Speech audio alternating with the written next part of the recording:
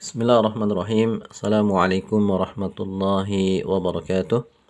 Alhamdulillah wassalatu wassalamu ala Rasulillah wa ala alihi wa sahbihi wa mawalah. Amma ba'du, ikhwani wa akhwati fillah rahimani wa rahimakumullah. Insyaallah taala pada kesempatan kali ini kita akan lanjutkan kembali pelajaran bahasa Arab kita dari buku Belajar Menyusun Kalimat dan Cerita Pendek Sederhana dalam Bahasa Arab. Kita sekarang akan bahas bab ketiga, ya, pada bagian ketiga buku ini tentang mudhaf dan mudhaf ilaih, ya. Tulisan bahasa Arab ini al-mudhaf wal mudhafu ilaih. Al-mudhaf ini artinya yang disandarkan, sedangkan al-mudhafu ilaih artinya tempat sandaran.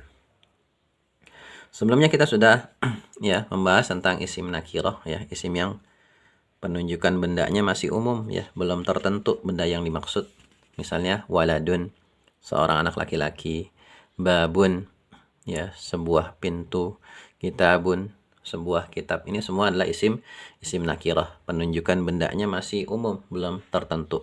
Nah, untuk menjadikan isim nakirah ini menjadi sesuatu yang spesifik, ya, menjadi lebih spesifik, menjadi lebih jelas, maka bisa kita sandarkan dia.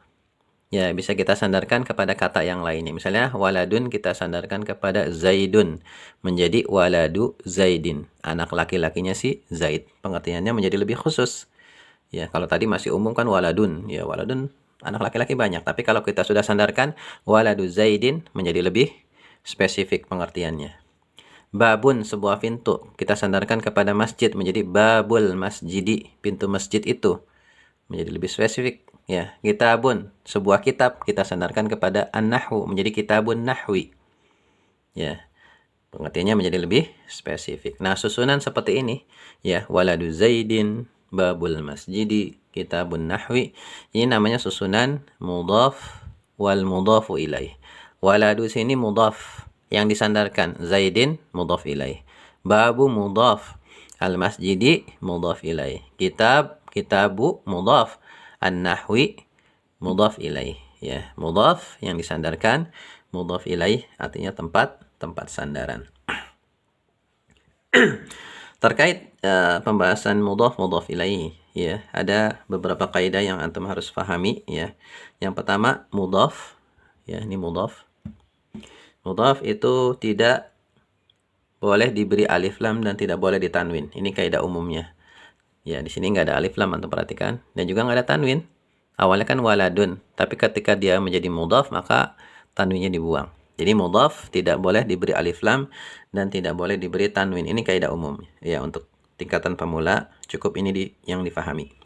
Kemudian yang kedua, ya, harokat akhir mudhaf itu sesuai dengan posisinya dalam kalimat, sesuai dengan, ya, kedudukannya dalam kalimat, apakah dia sebagai fa'il, maf'ul bih, masbuk biharfil jar, ya, mubtada, khabar, dan lain sebagainya.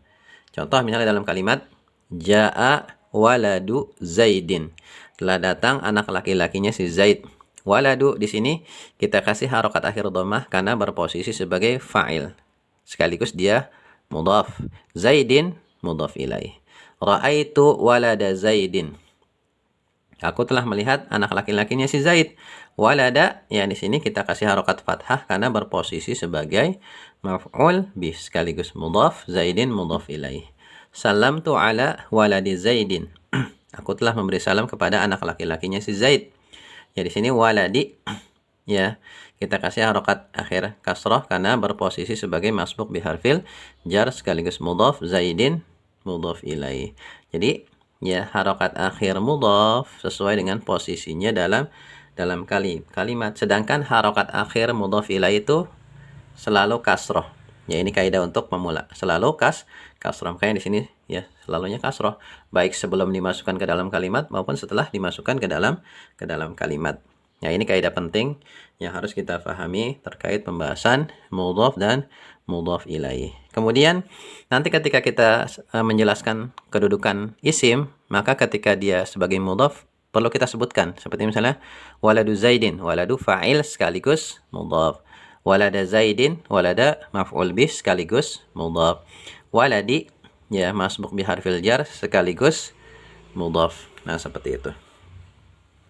Kemudian ya di bukunya di sini ada catatan penting ya.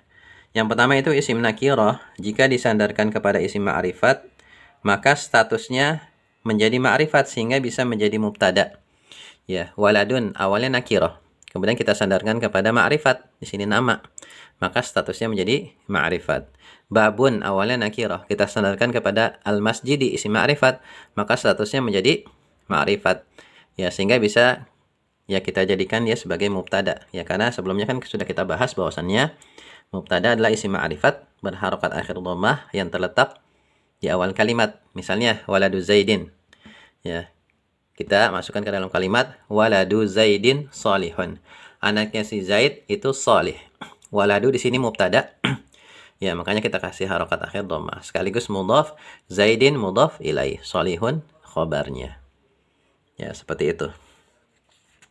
Lalu bagaimana kalau misalnya isim nakirah kita sandarkan kepada isim nakirah lagi? Ya, seperti di sini misalnya babun kita sandarkan kepada babul masjidi kepada isim ma'rifat, maka tadi jadi ma'rifat. Tapi bagaimana kalau kita sandarkan kepada isim nakirah lagi? Misalnya babu ya, babu masjidin. Ya, pintu sebuah masjid.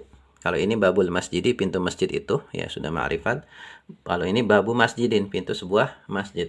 Maka status isim nakirah ini tetap menjadi nakirah, tapi pengertiannya menjadi lebih spesifik, menjadi lebih khusus. Pintu sebuah masjid. Ya, kalau cuma disebut babun, pintu aja kan masih sangat umum. Bisa pintu rumah, pintu kamar, ya, pintu mobil dan lain sebagainya. Nah, ketika kita sandarkan kepada kata yang lain, maka dia menjadi lebih spesifik. Nah, kalau tempat sandarannya isim ma'rifat, maka statusnya menjadi ma'rifat. Tapi kalau tempat sandarannya nakirah, maka statusnya tetap menjadi nakirah. Babu masjidin, pintu sebuah masjid. Lalu apakah bisa dijadikan sebagai mubtada? Jawabannya bisa, tapi perinciannya nanti ada di tingkat lanjutan.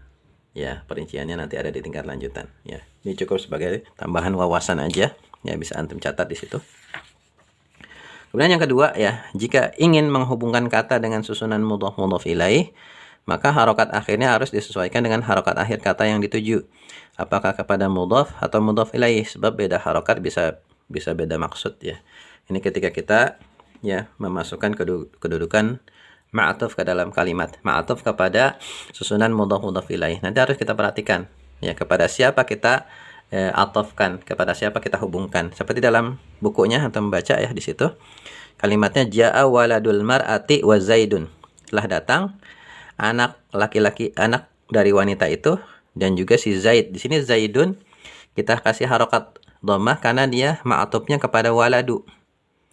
Ya, ma'atufnya kepada fa'il. Jadi yang datang anak laki-laki, anak dari wanita itu dan juga si Zaid. Tapi kalau kalimatnya ja'a waladul mar'ati wa Zaidin, telah datang anak dari wanita itu dan juga Zaidin. Jadi ini sih maksudnya anak dari si Zaid gitu maksudnya. Jadi maksudnya ja'a waladul mar'ah, ja'a waladu Zaidin. Jadi yang datang sama-sama anak. Ya, sama-sama anak. Tapi kalau yang sebelumnya yang datang anak dan si Zaid. Gitu. Jadi intinya di sini ya kepada siapa kita menghubungkan kata itu nanti ya harokat akhirnya harus disesuaikan karena nanti kalau beda harokat akhir beda maksud ya, sama seperti dalam Al-Quran ya, antum bisa lihat di sini di surat Al-Maidah ayat 6 yang berkaitan dengan pembahasan tentang wudu ya, tata cara berwudu. Di sini ya ayyuhalladzina amanu idza qumtum ila salati faghsilu wujuhakum wa aydiyakum ilal marafiqi wamsahu bi ru'usikum wa arjulakum. Di sini pakai wa arjulakum dan kaki kalian. Arjula di sini kita kasih fathah karena dia ma'atufnya kepada wujuha. Faghsilu wujuhakum dan basuhlah wajah kalian. Wa arjulakum dan kaki kalian. Berarti kaki harus dibasuh. Tapi kalau kita bacanya wa arjulikum, maka nanti dia ma'atufnya kepada biru'usikum. Ru'usi. Di sini perintahnya wamsahu biru'usikum dan usaplah ya kepala kalian, ru'usi. Kalau kita baca arjuli berarti kepala diusap. Jadi maksudnya udah beda. Ya, ini pembahasan tentang ya, ma'atuf. Jadi kepada siapa kita kaitkan, kita hubungkan kata itu, maka nanti harokat akhirnya juga harus disesuaikan. Karena nanti beda harokat akhir, bisa beda maksud. Ya, ini pembahasannya nanti mungkin di tingkat lanjutan bisa kita dapati. Ya, kemudian yang ketiga, untuk memberi sifat susunan mudhaf ilaih, maka sifat diletakkan di akhir kata. Adapun harokat sifat, jenis dan kejelasannya disesuaikan dengan kata yang ingin disifati. Ya, misalnya di sini jaa waladul mar'ati as-salihu. Telah datang anak laki-laki dari wanita yang salih. Yang salih di sini berarti anaknya yang salih, karena as-salihu di sini sifat untuk waladu. Ya, tapi kalau jaa waladul mar'ati as-salihati, maka di sini yang salih adalah si wanitanya. Kalau anaknya ya belum tentu. Ya, karena as-salihati di sini ya harokat akhirnya kasroh, sesuaikan dengan al-mar'ati. Jadi itu ya, ketika kita mensifati sesuatu ini harokatnya juga harus disesuaikan. Dan juga kejelasannya. Kalau untuk sifat kan harus sama harokat dan kejelasannya ya. Beda dengan ma'tuf. Kalau ma'tuf cukup harokatnya aja yang disesuaikan, tapi kejelasannya bebas, jenisnya juga bebas. Tapi kalau pembahasan sifat ya harokatnya harus sama, kejelasannya sama, jenisnya juga harus sama. Ya. Kemudian susunan mudhaf ilaih ini bisa kita bikin panjang. Ya, mudhaf ilaih bisa lagi kita sandarkan kepada kata yang lain, sehingga dia statusnya di samping mudhaf ilaih dia juga menjadi mudhaf ya. Ya, antum bisa lihat di sini di buku ya. Contoh-contohnya misalnya awalnya miftahul babi. Ya, kunci pintu itu. Nah, pintu bisa lagi kita sandarkan kepada kata-kata al-bait, rumah, sehingga menjadi miftahu babil baiti.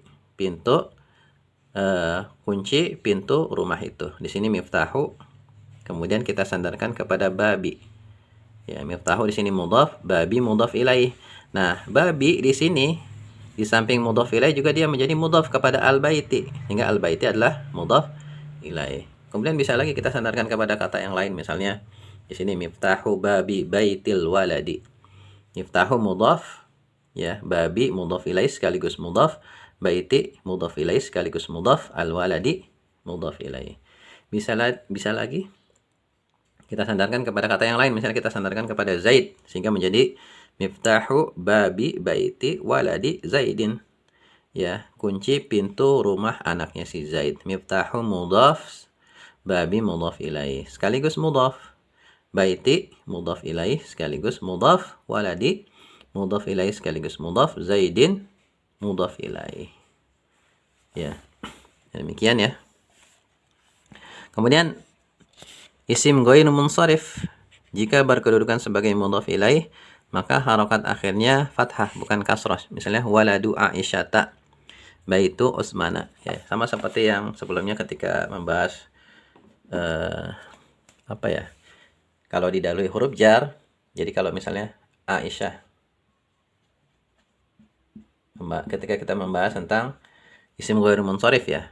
Isim ghairu munsharif kalau dia berposisi sebagai masbuk bi harfil jar, misalnya ila, kita kasih ila sebelumnya ada huruf jar, maka harokat akhirnya bukan kasroh tapi fathah, ila Aisyata. Begitu juga ketika dia menjadi mudhaf ilaih, ya isim ghairu munsharif, maka dia harokat akhirnya fathah bukan kasroh. Ya, kalau isim pada umumnya kan kasroh tuh kalau dia jadi mudhaf ilaih. Ya.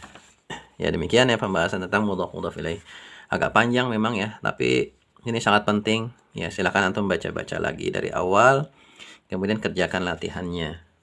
Ya, kerjakan latihannya dan kemudian cocokkan dengan kunci jawaban. Kalau masih belum jelas, silakan nanti antum tanyakan di kolom komentar. Ya, semoga bermanfaat. Assalamualaikum warahmatullahi wabarakatuh.